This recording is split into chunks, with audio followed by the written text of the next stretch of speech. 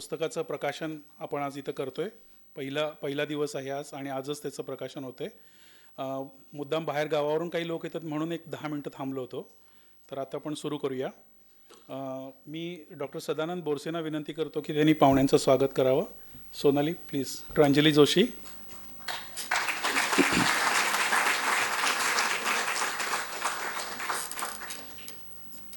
वीणा गवाणकर,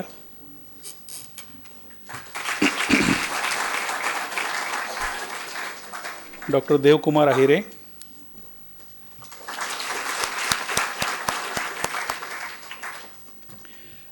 मी सर्वप्रथम धन्यवाद डॉक्टर आणि सोनाली. तिन्ही पाहुण्यांची आधी मी ओळख करून देतो आणि त्याच्यानंतर आपण कार्यक्रमाला सुरुवात करूया. पहिल्यांदा डॉक्टर देवकुमार आहिरे. देवकुमार हे इतिहासाचे प्राध्यापक आहेत. सावित्रीबाई फुले पुणे युनिव्हर्सिटीमध्ये शिकवतात ते. त्यांच्या PhDचा विषय हा 1818 ते 1947 या काळात जमातवादाची वाटचाल आणि वाढ कशी झाली हा त्यांच्या PhDचा विषय होता आणि त्यांच्या PhD थिसिसला बेस्ट PhD थिसिसचा बेंद्रे पुरस्कार मिळाला होता. देवकुमार हे महाराष्ट्रातल्या सामाजिक राजकीय घडामोडींचा बारकाईनं अभ्यास करणारे असे अभ्यासक आहेत, रिसर्चर आहेत. त्यांनी जे काय त्यांच्या वेगवेगळ्या अभ्यासाचे विषय मांडले त्यांचा मी फक्त उल्लेख करतो इथं, म्हणजे त्याच्यातली रेंज किती आहे ते आपल्याला लक्षात येईल. आधुनिकता, परंपरा, जातीव्यवस्था, पितृसत्ता, रामोशी जातीचा अभ्यास, गांधी, डॉक्टर आंबेडकर, शाहू महाराज, दलित चळवळ, गोरक्षण चळवळीचा इतिहास, ब्राह्मणेतर चळवळ, दखनी भाषा, लव जिहाद, बुद्धिझम, स्त्रीवाद, जात पंचायती, हिंदुत्व चळवळीचा इतिहास, न्यूरेनबर्ग खटला, लैंगिक हिंसा अशा विविध विषयांवर त्यांनी शोधनिबंध लिहिलेले आहेत. वेगवेगळ्या राष्ट्रीय आणि आंतरराष्ट्रीय स्तरावरच्या परिषदांमध्ये सहभाग घेतलेला आहे आणि लेख लिहिलेले आहेत आणि व्याख्यानं भाषणं पण दिलेली आहेत. तर आणि अजून एक फार गंमतशीर विषय त्यांच्या अभ्यासाचा दिसतोय की आधुनिक महाराष्ट्रातील स्वयंपाकाच्या प्रश्नाचा अभ्यास. तर हा मला फार इंटरेस्टिंग आहे. नंतर मी त्यांना स्वयंपाकघरात भेटणार आहे, तर बघूया कसं. तर असं हे देवकुमार आहिरेंचं सगळं काम आणि अभ्यास आहे आणि आमची ओळख या गेल्या 5-6 वर्षातली आणि मी प्रामुख्यानं फेसबुकवर देवकुमारला मी फॉलो करत होतो, बघत होतो आणि मला ओळख नसतानाचं माझं जे मत होतं देवकुमारबद्दल की या आजच्या ज्या सगळ्या गदारोळात महाराष्ट्रामध्ये इतके वैचारिकदृष्ट्या एकमेकाच्या उरावर सगळे लोक बसलेले असताना हा समतोल आणि संयमत लिहिणारा माणूस कोण आहे नेमका. आणि खूप अभ्यासपूर्ण ठाम भूमिका आहेत देवकुमारच्या, पण अत्यंत संयमित, संतुलित, प्रतिपक्षाला न्याय देणारी मांडणी करणारी. आणि आता हिंदुत्व चळवळीचा जो अभ्यास आहे देवकुमारचा तो मुद्दाम बोलावा असं आम्हाला नेहमी वाटतं. खूप चांगला, सखोल आणि संतुलित अभ्यास आहे. सर्वंकष नावाचं एक नवीन नियतकालिक सुरू केलं आहे काही मंडळींनी, त्यातल्या संपादक मंडळामध्ये देवकुमार आहे आणि खूप चांगल्या प्रकारे चालवलं जाणारं ते मासिक आहे. तुम्हाला पण जरूर वाचायला आवडेल. वीणा गवाणकर. अनेक लोक तुम्ही वीणाताईंना ओळखत असालच आणि अर्थातच एक होता कारवर कुणाला माहिती नाही असा प्रश्न आहे. तर वीणाताईंचा जन्म 1943 सालचा, पण त्या 40शीत वाटतात. कारण इतका उत्साह, इतका सतत नवीन विषय, नवीन बोलणं, नवीन माणसं, नवीन विचार, सातत्यानं नाविन्याचा ध्यास घेतल्यासारखं त्यांचं जे काय मन काम करतं आणि तरुणांमध्ये खूप असतात त्याच्यावरूनच कळतं की सतत ताज्या आहेत त्या. तर एक होता कारवर वगैरे ते 1981 इतक्या आधीच्या काळातलं लिखाण आहे. त्याच्यानंतर त्यांनी सातत्यानं प्रदीर्घ लिखाण केलं आहे. Ida Scudder, Raymond Ditmars, doctor Salim Ali, doctor Khankhoje, Vilasrao Salunkhe, Rosalind Franklin, Robbie D'Silva, Golda Meir अशा अनेक व्यक्तींच्या एकूण कामाचा, त्यांच्या सगळ्या म्हणजे आयुष्याला कसे भिडले ते लोक, त्या सगळ्याचा अभ्यास त्यांनी केलेला आणि ते सगळं मांडलं आहे. त्यांनी इंटिमेट डेथ या पुस्तकाचा अनुवाद केला आहे आणि त्यांच्या ह्याला खूप वाचकांचं प्रेम तर मिळालेलंच आहे. खूप वाचकांनी कौतुक केलं, आदरयुक्त त्यांना सगळ्या त्या पुस्तकांचं वाचन केलं हे तर आहेच. आणि शासनाचे विविध पुरस्कार, महाराष्ट्र शासनाचा पुरस्कार, साहित्य संमेलनांचं अध्यक्षपद, अशा विविध पातळ्यांवर त्यांनी काम केलं आहे. आणि त्यांच्या लिखाणातले विषय जर बघितले तर आपल्याला त्यांचा वेगळ्या प्रकारे एक आवाका समोर येतो. म्हणजे बघा नुसतं की या सगळ्या विषयांमधनं काय काय हाताळू बघतायत त्या, की मानवी जगणं, मृत्यू, स्त्रीवाद, स्त्री भ्रूण हत्या, शाश्वत विकास, ग्रामीण भागातल्या वैद्यकीय सेवा, पर्यावरण चळवळ, प्राणी पक्षी यांचं वर्तन, कृषी क्रांती, महिला शास्त्रज्ञ आणि त्यांचं जगणं, जलनियोजन, समन्यायी पाणी वाटप, DNA चा शोध, म्हणजे या सगळ्या वेगवेगळ्या विषयांना हाताळून त्यांना जे म्हणायचं आहे ते म्हणतायत असं दिसतंय. आणि त्यांना काहीतरी म्हणायचं आहे या सगळ्यामधनं, आणि त्यांना असं आपल्याला एक धागा त्याच्यात पकडता येतो कदाचित. वीणाताईंना कदाचित वेगळं सांगावं वाटेल, पण मला असं दिसतं की जी माणसं समाजासमोर आलेतच असं नाही आहे, जी थोडीशी मागं राहिलेली आहेत पण भरीव काम केलं आहे, भरघोस काम केलेलं आहे, समाजात नवीन ऊर्जा दिलेली आहे, वेगळ्या प्रकारे काहीतरी काम करत राहिलेत न थकता न दमता, आणि त्यांच्या वाट्यात त्यांच्या आयुष्यामध्ये उपेक्षा आलेली आहे, पण नंतर मात्र कोणी ना कोणी त्यांना मान दिला आहे, आदर दिला आहे आणि त्यांच्या कामाचं महत्त्व जाणलं आहे. तर अशा प्रकारच्या व्यक्तिमत्वांना उजाळा देणं, त्यांचं काम समोर आणणं आणि एकूण समाजामध्ये अशा प्रकारचा एक संदेश देणं की तुमच्या कामाची दखल घेतली जात आहे. आत्ता जरी दिसत नसलं तरी नंतर कळणार आहे, आणि शाश्वततेच्या दृष्टीनं, समतोलाच्या दृष्टीनं समाज जाऊ इच्छितो आणि त्याच्यामध्ये माझं हे कॉन्ट्रीब्युशन आहे असं वीणाताई जणू काही आपल्याला सांगतायत. त्यामुळं वीणाताईंच्या पुस्तकांचा सलग जर अभ्यास केला, सलग जर वाचली आपण, तर खूप वेगळ्या प्रकारचं एक शांतपणा आणि उत्साह येऊ शकतो, हे या निमित्तानं मला सांगायचं आहे. आता मी डॉक्टर अंजली जोशींच्याकडे येतो. त्या व्यावसायिक मानसोपचार तज्ज्ञ आहेत. काउन्सिलिंग सायकोलॉजीमध्ये त्यांनी MPhil आणि PhD केले. Welingkar institute of management and research मुंबईला आहे, तिथं त्या शिकवतात. अनेक वेगवेगळ्या संस्था आणि कंपन्यांशी त्या संलग्न आहेत. देशभरात अनेक ठिकाणी व्याख्यानं आणि कार्यशाळा त्यांनी घेतलेल्या आहेत. 100पेक्षा जास्ती शोधनिबंध आणि आंतरराष्ट्रीय राष्ट्रीय परिषदांमध्ये सहभाग, तिथं बोलणं, शोधनिबंध मांडणं, या प्रकारचं काम केलं आहे. त्यांची 9 पुस्तकं आत्तापर्यंत प्रकाशित झालेली आहेत.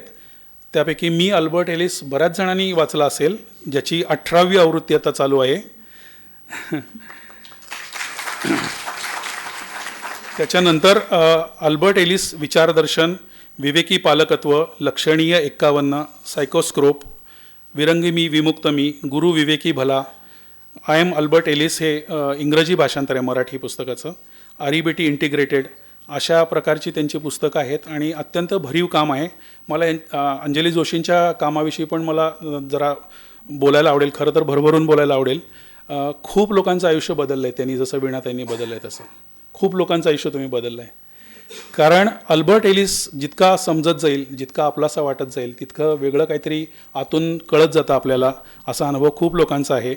आणि अल्बर्ट एलिस विचारदर्शन हे पुस्तक आहे, ज्याच्यामध्ये अल्बर्ट एलिस 3 लोकांशी काउन्सिलिंगचं सेशन्स घेत आहेत, अशा प्रकारची मांडणी आहे. त्यामुळं समोरासमोर आपल्याला एक प्रात्यक्षिक मिळतं की अल्बर्ट एलिस कसे बोलू शकतात इतर लोकांशी. लक्षणीय 51 नावाचं पुस्तक इतकं विलक्षण आहे की 51 पुस्तकांचा, जी मानसशास्त्रावरची सखोल अभ्यास करणारी पुस्तकं आहेत, त्या 51 पुस्तकाचा शास्त्रीय पद्धतीने त्यांनी परिचय करून दिलेला आहे.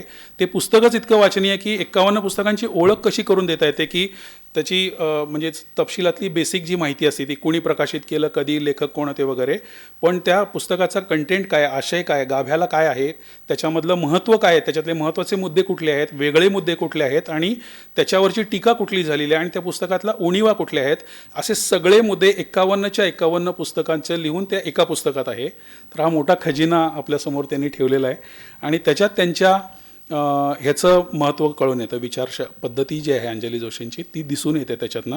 विरंगी मी विमुक्त मी हे स्त्री लैंगिकतेवरचं अत्यंत आगळं पुस्तक आहे.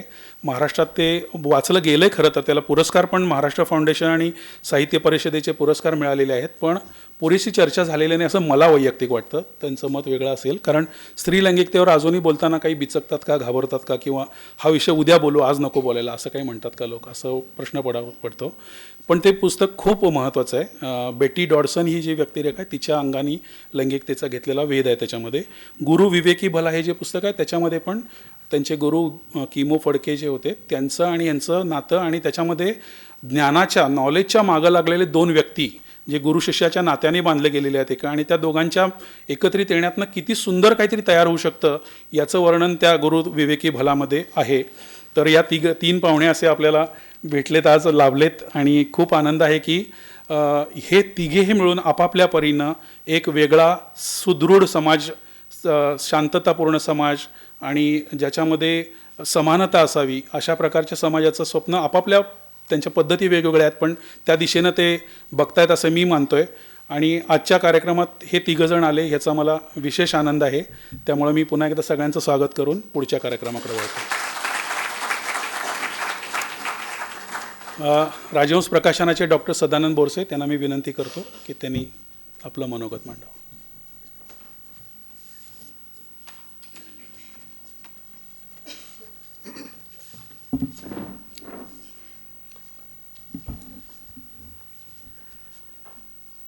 मित्र हो,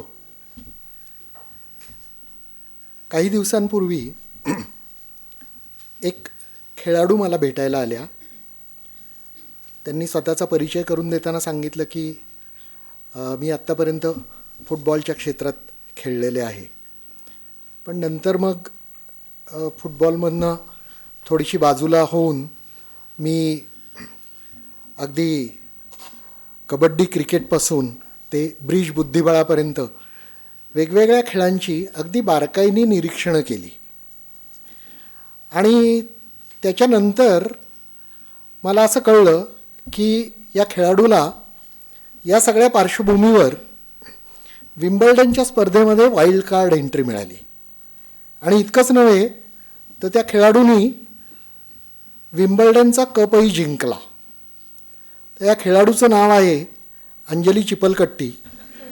आणि तो विम्बल्डनचा कप म्हणजे आजचं हे पुस्तक माणूस असा का वागतो. याचं कारण त्यांचं मूळ क्षेत्र आहे संगणक क्षेत्र. आणि तिथनं त्यांनी इतकी मोठी मुसाफिरी केलेली आहे की आजच्या या तिन्ही पाहुण्यांच्या पंक्तीला मधला एक आत्ता रिकामी जागा असलेला अपवाद सोडला तर त्या सहज बसू शकतात. आपल्याला असं लक्षात येईल की आयुष्यात बरेचदा सतत पडणारे जे प्रश्न असतात माणसाला, त्याच्यापैकी खूप सामायिक असलेला आणि बरेचदा सगळ्याच लोकांना पडणारा प्रश्न म्हणजे माणूस असा का वागतो. आणि तो स्वतःच्या बाबतीतही असतो, फक्त इतरांच्याही बाबतीत असतो असं नाही. इतरांच्या बाबतीत जास्त वेळेला असतो, स्वतःच्या बाबतीत पण आढळतो. आणि त्याची प्रत्येकजण आपापल्या परीने उत्तरं किंवा उत्तरांपेक्षा मी म्हणेन की स्पष्टीकरण शोधत असतो. कारण उत्तरामध्ये ते बरोबर असल्याचा एक भाग असतो, स्पष्टीकरणामध्ये मी बरोबर असल्याचा जास्ती भाग असतो. तर त्यामुळे हा प्रश्न हा आपल्याला खूप वेळा आयुष्यात हा विचारला जात असतो, स्वतःही विचारत असतो आपण. या प्रश्नाचं अतिशय पद्धतशीरपणे विश्लेषण करून वेगवेगळ्या पातळीवर म्हणजे एकाच वेळी व्यक्तिगत पातळीवर आणि सामूहिक पातळीवर सुद्धा, व्यक्तिगत पातळीवर त्यामध्ये सुद्धा अगदी शारीरिक पातळीपासून भावनिक, बौद्धिक आणि आत्मिक पातळीपर्यंत सर्व प्रकारे या प्रश्नाचं विश्लेषण करून त्याचा शास्त्रीय वेध घेण्याचा प्रयत्न करणारं असं हे पुस्तक आहे. या पुस्तकाच्या आशयाबद्दल मी फारसं बोलणार नाही आहे. याचं कारण अधिकारी व्यक्ती 3 यानंतर त्याच्या बाबतीत बोलणारच आहेत. मी आत्ता बोलणार आहे ते त्या पुस्तकाच्या निर्मितीबद्दल. जेव्हा अंजली चिपलकट्टी या ती संहिता घेऊन आल्या त्यावेळेला सुरुवातीला राजहंसची जी नेहमीची प्रतिक्रिया असते आमची की अहो सध्या कामाचा व्याप इतका आहे, जी खरी प्रतिक्रिया असते म्हणजे सांगण्यापुरती नसते, की नवीन प्रकल्प हे आम्ही जवळपास 2-2.5 वर्ष तरी हातात घेऊ शकणार नाही आधीच्या सगळ्या लेखकांची कमिटमेंट वगैरे विचारात घेता. तर त्या पद्धतीने मी त्यांना आधी धोक्याचा कंदील दाखवलेला होता. त्या म्हणाल्या मी ठेवून जाते, तुम्ही वाचा आणि त्याच्यानंतर मग आपण बोलू. मी वाचायला सुरुवात केल्यानंतर वास्तविक पाहता मी वैद्यकीय क्षेत्रातला आहे. या पुस्तकामध्ये बराच भाग हा वैद्यकीय क्षेत्राशी संबंधित पण आहे. पण ते वाचायला लागल्यानंतर माझ्या असं ध्यानात आलं की अंजली चिपलकट्टींनी या पुस्तकामध्ये असे कितीतरी बोधिवृक्ष हे पेरून ठेवलेले आहेत की ज्याच्या खाली बसल्यावर वैद्यकीय क्षेत्राशी संबंधित असलेलं पुस्तक असूनसुद्धा डॉक्टरला, जीवशास्त्राशी संबंधित असलेल्या मजकुरातून जीवशास्त्रज्ञाला, असं त्यांनी जे जे विषय हाताळलेले आहेत त्या त्या विषयातल्या तज्ज्ञ किंवा अभ्यासक माणसाला त्याच्यातनं नवीन नवीन काहीतरी गोष्ट सापडत जाईल, असं या पुस्तकाचं सामर्थ्य आहे. त्यामुळे त्या पुस्तकामध्ये मी एका बाजूला खूप रमत गेलो आणि त्या रमण्यामध्ये आशयाच्या बरोबर त्यांची जी शैली आहे त्या वाचकाला अक्षरशः कधी बोट तर कधी बकोटा धरून स्वतःबरोबर खेचत नेतात आणि अतिशय ते पुस्तक हे तुम्हाला रमवत नेतं.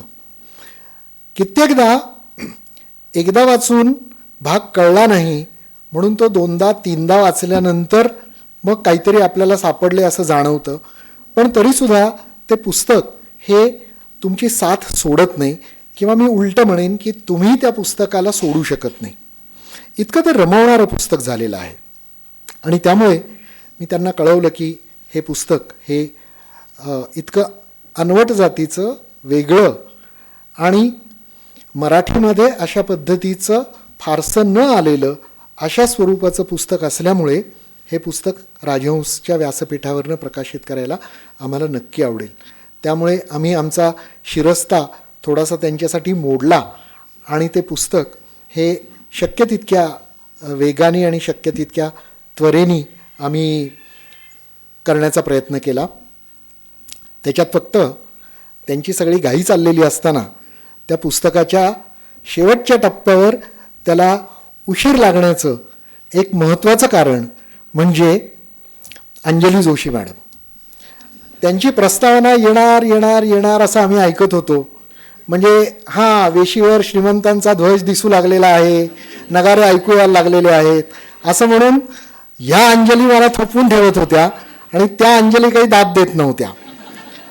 त्याच्यात त्या पुस्तकाला थोडासा उशीर झाला, पण तो उशीर हा इतका सत्कारणी लागलेला आहे की ती प्रस्तावना वाचल्यानंतर तुमच्या असं लक्षात येईल की त्या पुस्तकाची मूल्यवृद्धी ही त्या प्रस्तावनेने खूप पायऱ्यावर चढलेली आहे.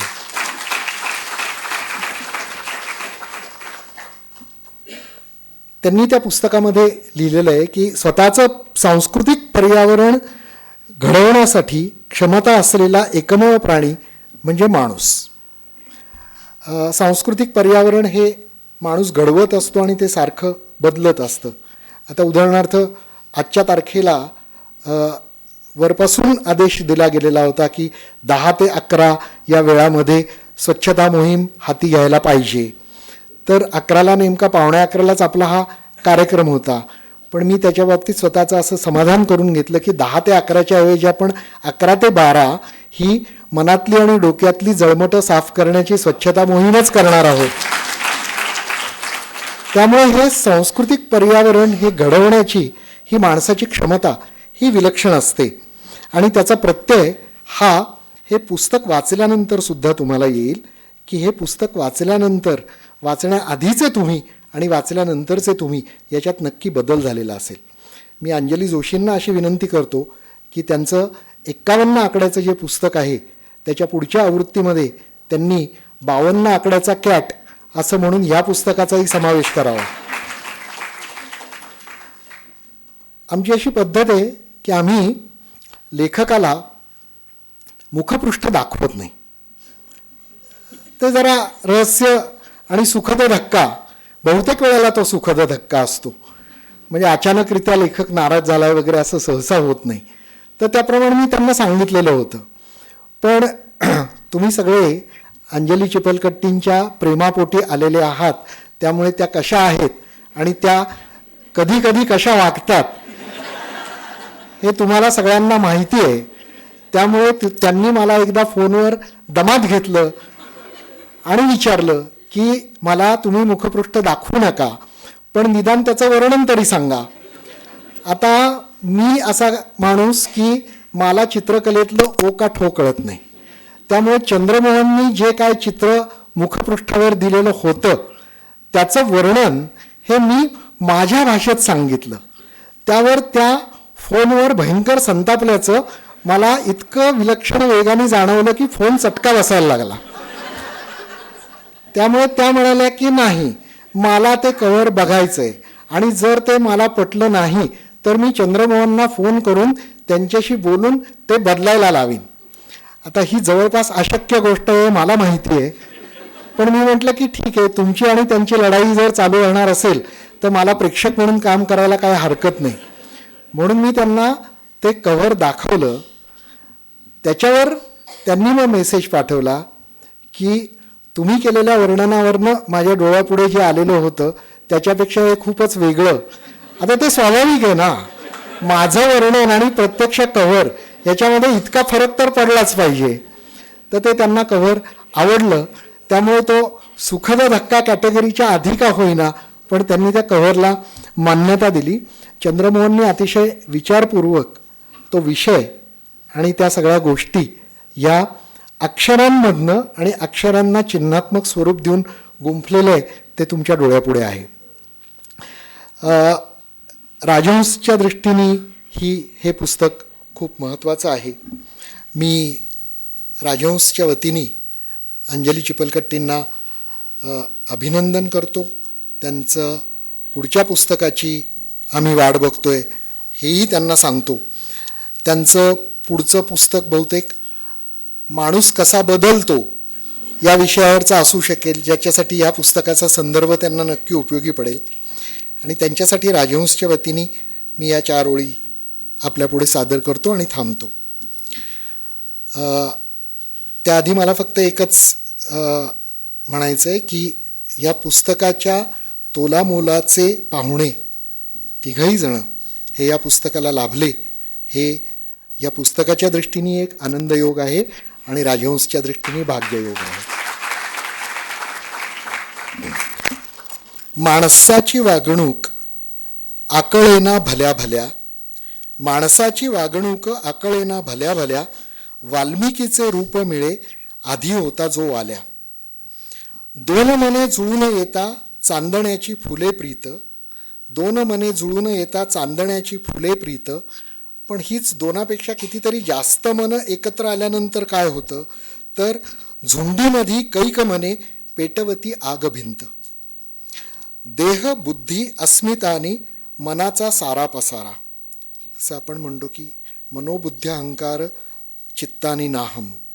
तर ह्या सगळ्याचा पसारा असा मिळून आपलं आयुष्य घडत असतं आणि त्याला साथ कसली असते तर देहबुद्धी अस्मितानी मनाचा सारा पसारा, संस्कृतीयन समाजाचा भारत यात शिरी सारा. प्रत्येकालाच ह्या गोष्टीचंही भान ठेवावं लागतं. कुणी कसे जगावे नि कुणी कसे वावरावे, कुणी कसे जगावे नि कुणी कसे वावरावे, कुणी काय सांगावे नि कुणी कुणा विचारावे.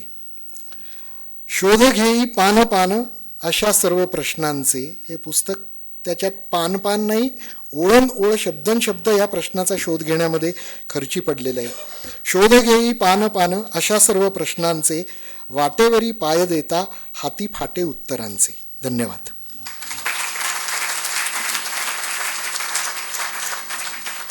धन्यवाद डॉक्टर बोरसे. डॉक्टर बोरसे किती कुशल डॉक्टर आहेत हे आत्ता मला कळलं. कारण मधला जो काय पुस्तक निर्मितीचा जो काळ होता त्याचं इतकं सफाईदार वर्णन तुम्ही केलं. तर एक या निमित्तानं, या प्रकाशन निमित्तानं, समारंभाच्या निमित्तानं माझी एक खाजगी गोष्ट तुम्हाला सांगायची आहे. मी अंजली चिपलकट्टीचा नवरा, जर कोणाला माहिती नसेल तर या पुस्तकाचा मूळ विषय होतो समीर असा का वागतो.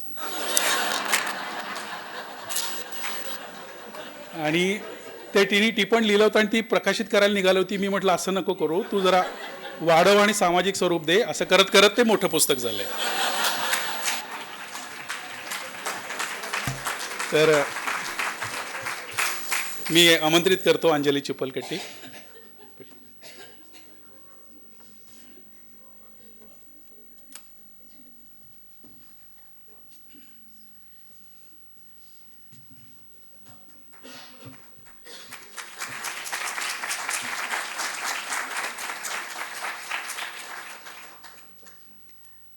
सर्व मित्रमैत्रिणींना माझा नमस्कार. बोरसेंना अतिशयोक्ती अलंकार हे वाक्य खूप आवडतं, ते का मला आज लक्षात आलं. किंवा असं म्हणता येईल की त्यांच्या पेशंटना आणि लेखकांचे ते खूप लाडके आहेत. त्याचं पण कारण मला आज कळलं. आत्ता खूप संमिश्र भावना आहेत. खूप आनंद होतोय मला, पण पोटात भीतीचा गोळाही आहे, कारण मी काही तरबेज वक्ता नाही. म्हणजे मला काय म्हणूया, गप्पा मारण्याच्या टोनमध्ये मी जर बोलले तर माझा निभाव लागेल, तर काही चुकलं तर प्लीज खपवून घ्या आजच्या दिवस.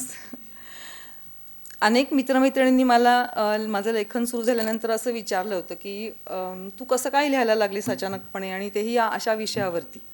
तर माझं क्षेत्र अर्थातच वेगळं आहे खूप. इंजिनिअरिंग आणि कम्प्युटरमध्ये मी काम केलं आहे आणि शिक्षणही झालेलं आहे, आणि हा विषय म्हणजे न्यूरोसायन्स, बायोलॉजी, उत्क्रांती वगैरे खूप दूरचे विषय होते. तर मला स्वतःलाही ॲक्च्युली 3 वर्षापूर्वी अशी कल्पना नव्हती की मी असं काही लेखन करेन. तर त्याचं अगदी थोडक्यात उत्तर असं देता येईल की जगण्याच्या वेगवेगळ्या टप्प्यावरती मला जे अनेक प्रश्न पडत होते, त्या प्रश्नांची उत्तरं शोधायचा मी प्रयत्न करत होते. तो माझा अगदी वैयक्तिक शोध होता असं म्हणता येईल. पण ते प्रश्न तसे सोपे आणि साधेच होते, पण त्याला विज्ञानानं मला दिलेली उत्तरं मात्र खूप मोठी आणि विस्तारित होती. म्हणजे मला पण खूप अचंबा वाटला होता त्यावेळेला, आणि असं म्हणूया की विज्ञानाने मला विराट दर्शन दिलं, इतकी ती उत्तरं मोठी होती. आणि म्हणजे अगदी असं म्हणता येईल की 100-150 वर्षांपासून ज्या निगुतीनं हे संशोधन चाललेलं आहे, विज्ञान विचार पद्धती वापरून ज्या प्रकारची ज्ञाननिर्मिती या क्षेत्रामध्ये होती मानवी वर्तनाविषयी, त्याला सलामच केला पाहिजे. इतकं मोठं काम करून ठेवलेलं आहे लोकांनी. आणि त्यामुळे खूप एक वेगळा म्हणजे या विषयांचा सगळा परिचय होताना मला स्वतःला प्रचंडच मी समृद्ध होत होते. म्हणजे अगदी छोटंसं उदाहरण घेतलं तर असं म्हणता येईल की म्हणजे गंमत वाटली होती मला की आध्यात्मिकता आणि धर्मभावना यासारखे विषयसुद्धा विज्ञानामध्ये खूप हाताळले गेलेत चांगले. ही मला खूप अचंबित करणारी गोष्ट होती. म्हणजे धर्मभावनेची उत्क्रांती कशी झाली हेही आपल्याला त्याच्यातनं कळतं. ही एक छोटीशी त्याची झलक म्हणता येईल. तर एका प्रश्नाचं उत्तर तुम्हाला एका पर्टिक्युलर विषयात मिळत नाही, त्याच्यासाठी खूप विषयांमध्ये त्याच्या ओव्हरलॅपिंग एरियाजमध्ये आपल्याला याची उत्तरं मिळतात. म्हणजे असं होत नाही की तुम्ही एक प्रश्न शोधला, म्हणजे उदाहरणार्थ आक्रमकता हा जर विषय असेल तर त्याच्यासाठी उत्क्रांती ह्याचा अभ्यास करावाच लागतो. मेंदूमध्ये कुठले कुठले स्त्राव आहेत हे पण बघायला लागतं. तुमची समाजरचना कशी आहे, किंवा प्राणीशास्त्रामध्ये याचा कसा अभ्यास झाला, ह्या सगळ्याचा मिळून काहीतरी हातात धागेदोरे मिळतात, आणि मग तुम्हाला कळतं की अच्छा असं ते सगळं एकंदर रूप आहे. तर हे म्हणजे तसं नैसर्गिकच आहे, कारण निसर्गामध्ये कप्पे नसतातच आणि त्यामुळे त्याच्यात एक सलगता असते. तर ही एक मोठं चित्र जे मला स्वतःला दिसलं हे अभ्यास करतानाचं, ते खूपच अचंबित करणारं होतं. आणि त्याच्यातनं मला खूप म्हणजे ते अभ्यास करताना म्हणून मी अक्षरशः झपाटून जाऊन काम करत होते, वाचत होते त्यावेळेला. म्हणजे रॉबर्ट सेपॉल्स्की या वैज्ञानिकाची लेक्चर्स तर मी इतक्यांदा ऐकली 4-4, 5-5 वेळेला, की मला त्यावेळेला समीर चिडवत असे की तो तुझा बॉयफ्रेंड आहे म्हणून. आणि मला ते खूप आवडायचं सुद्धा.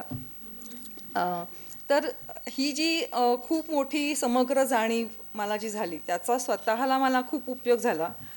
म्हणजे काही परिणाम अनपेक्षित सुद्धा होते की मला स्वतःचे पूर्वग्रह कळले, माझ्या नेणिवेमध्ये कुठल्या गोष्टी आहेत, कुठले प्रभाव आहेत, ज्याचा मला स्वतःला पत्ता नव्हता, हेही खूप मोठ्या पद्धतीने मला नीट कळलं.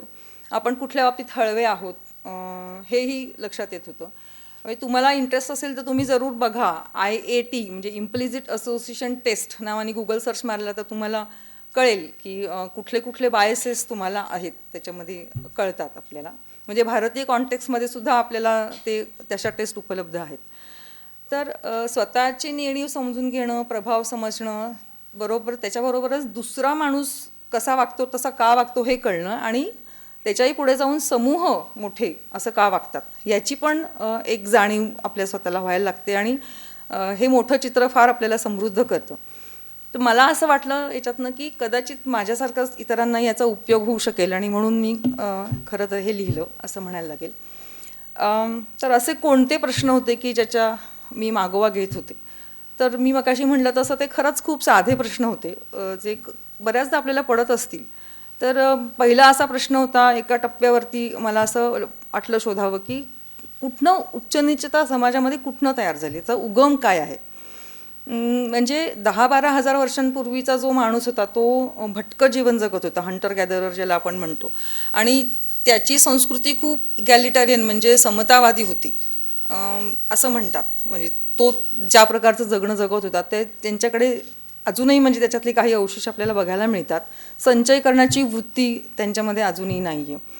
तर तिथंपासून ते त्याच्यानंतर शेती आणि पशुपालन संस्कृती सुरू झाली आणि मग हळूहळू श्रेणी तयार होणं, मग लिंगभेद आणि इतर प्रकारचे भेद तयार होणं, आणि मग नंतरच्या काळामध्ये राजेशाही आणि संघटित धर्माचा इतिहास आपल्याला काहीसा परिचित आहे. तर ह्या सगळ्या प्रवासामध्ये असं दिसतं की माणसाची समता आणि स्वातंत्र्य या 2 मूल्यांची पडझड झाली आहे. म्हणजे हा माझ्यासाठी फार धक्क्याचा हे होता, कारण आपल्याला असं काही माहीत नसतं किंवा कदाचित पटतही नसतं.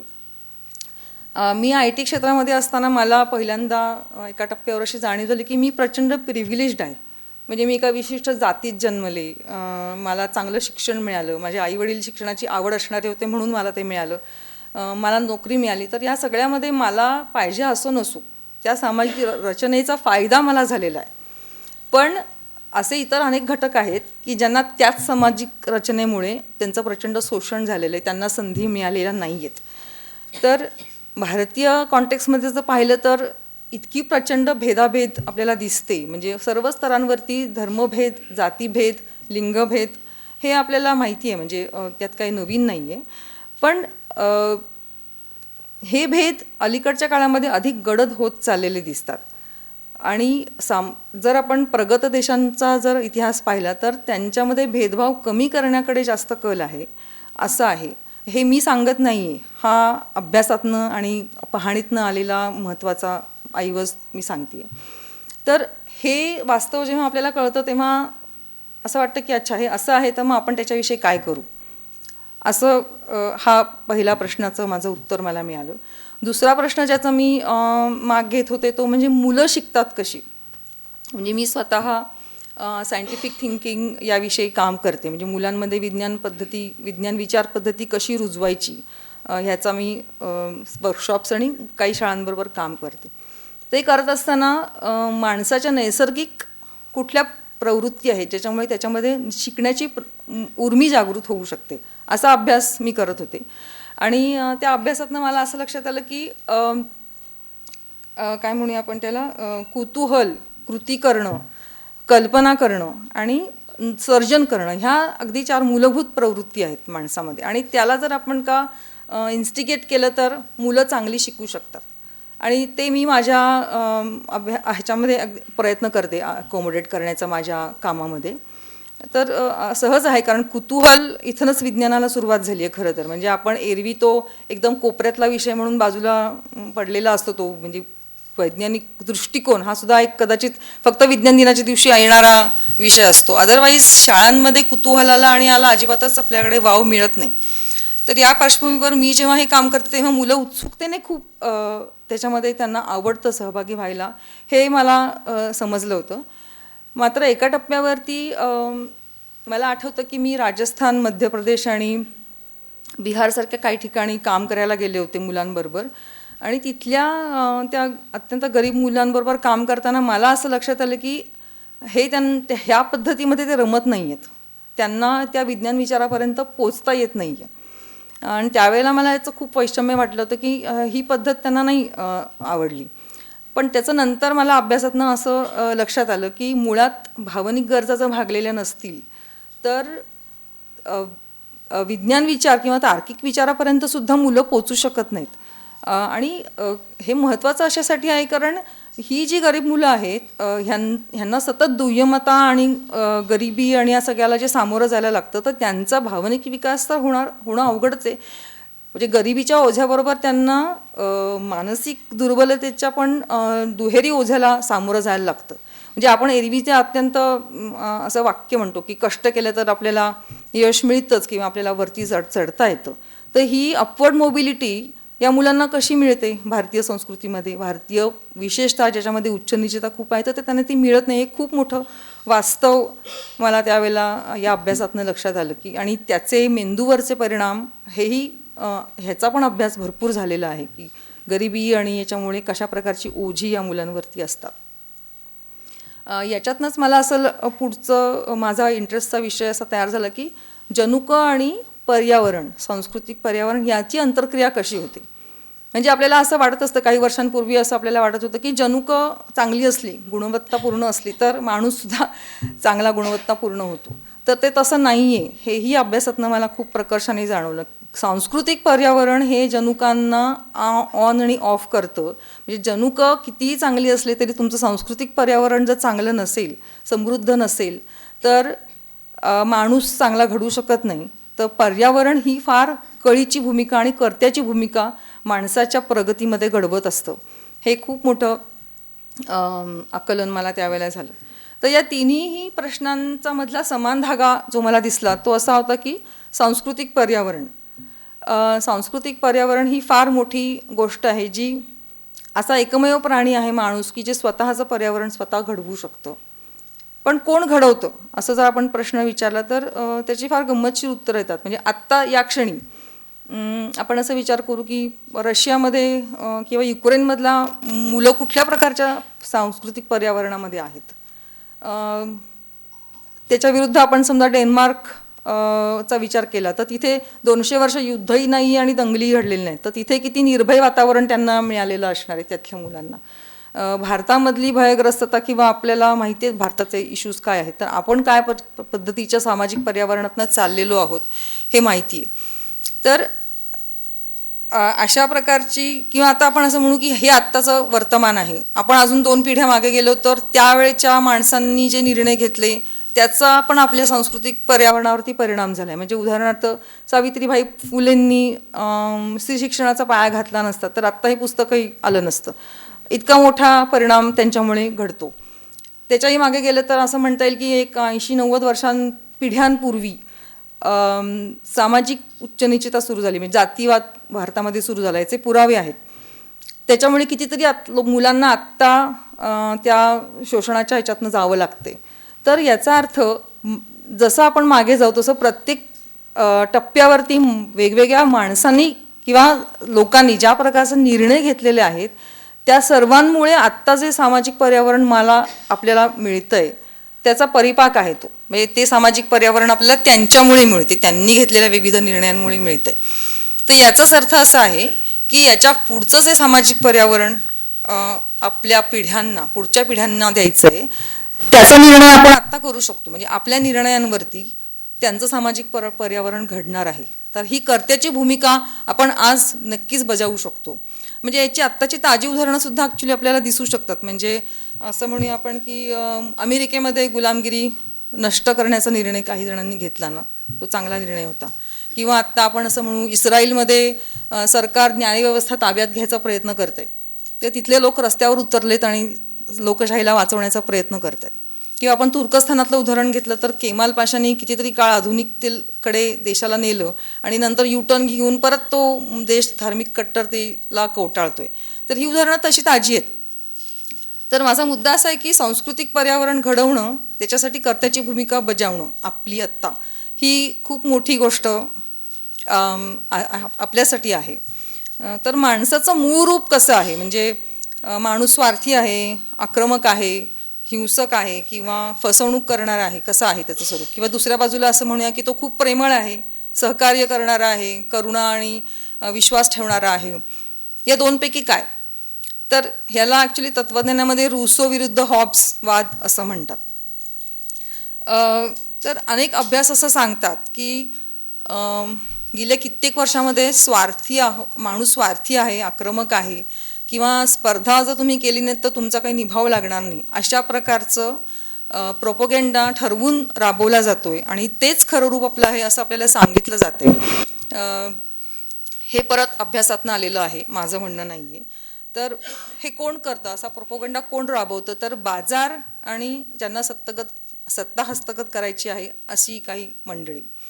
तर ही वेगवेगळ्या प्रकारे आपल्यावर प्रभाव टाकण्याचा प्रयत्न करत असतात. म्हणजे मी मगाशी म्हटलं तसं नेणीवेमध्ये आपण अनेक गोष्टी, जे आपले पूर्वग्रह असतील किंवा आपले जे प्रभाव असतील, आपल्या ओळखी असतील, या सर्वांचा वापर करून हे पद्धतशीरपणे काम चाललेलं आहे, ज्याचं आपल्याला माहिती नसतं याच्याबद्दल.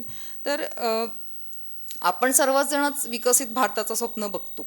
आपल्याला असं वाटत असतं की आर्थिक प्रगती आपली झाली पाहिजे किंवा सुरक्षित समाज आपल्याला हवा आहे, एकोपा हवा आहे, सहकार्य हवं आहे. या विकसित भारताचं स्वप्न आपण बघतो तेव्हा हे सगळे जे प्रभाव आहेत ते बाजूला ठेवून जर आपल्याला चांगली निवड करता आली, कुठलं सांस्कृतिक पर्यावरण आपल्याला हवं आहे आणि त्याच्यासाठी आपल्याला आत्ता काय करायला हवं आहे हे समजण्यासाठी या पुस्तकाचा तुम्हाला उपयोग होईल असं मला वाटतं. म्हणून खरं तर ह्याचं औचित्य आहे. या पुस्तकासाठी मला अनेक मित्रमैत्रिणींची खूप मदत झाली आहे, त्यांचा उल्लेख करणं अनिवार्य आहे. अभिजित देशपांडे, हेमंत राजोपाध्ये, अतुल कुलकर्णी, डॉक्टर समीर कुलकर्णी, रेवती काळे, डॉक्टर चिन्मय धारूरकर यांनी अनेक उणिवा सांगून पुस्तकामध्ये सुधारणा सुचवल्या. डॉक्टर बोरसे आणि श्री माझगावकर यांनी पहिल्यापासूनच पुस्तकाच्या विषयाविषयी खूप आस्था दाखवली, ते खूप मोलाचं आहे. तृप्ती देशपांडे, मुग्धा दांडेकर आणि इतर राजहंसी टीम यांच्यामुळे हे पुस्तक खूप नेटकं झाले. वीणाताई, डॉक्टर बोरसे, मुकुंद टाकसाळे यांनी ड्राफ्ट वाचूनही खूप चोख सूचना दिल्या, तेही खूप महत्त्वाचं आहे. डॉक्टर अंजली जोशींनी प्रस्तावना लिहिताना अनेक काही महत्त्वाचे बदल सुचवले, तेही खूप पुस्तक चांगलं होण्यासाठी कारणीभूत ठरलेले आहेत.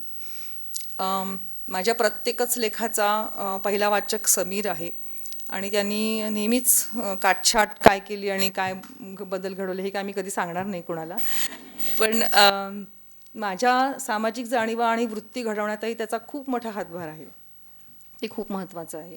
आणि सगळ्यात महत्त्वाचं म्हणजे माझी आई इथे बसली आहे. तिने नेहमीच प्रश्न विचारण्यासाठी मला प्रवृत्त केलं लहानपणापासून, किंवा प्रश्नाचं उत्तर सापडलं नाही तर चिवटपणे त्याच्या मागे लाग, हे तिने मला शिकवलं. आणि दुसरं महत्त्वाचं म्हणजे शारीरिक कष्टाची किंमत तिच्यामुळे मला कळलेली आहे. तर या सर्वांच्या ऋणात राहणं मी पसंत करेन. धन्यवाद.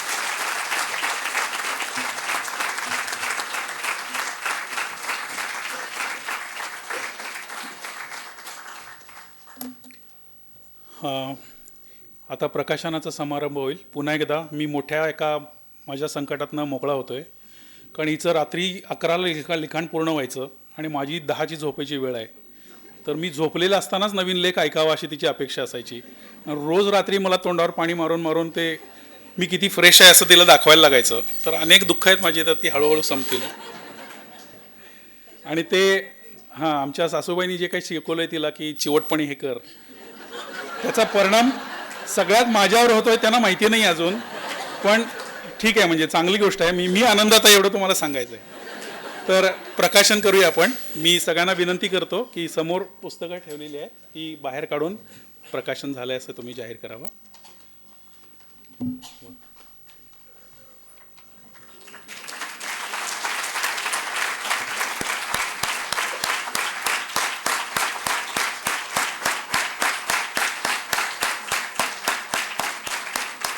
धन्यवाद.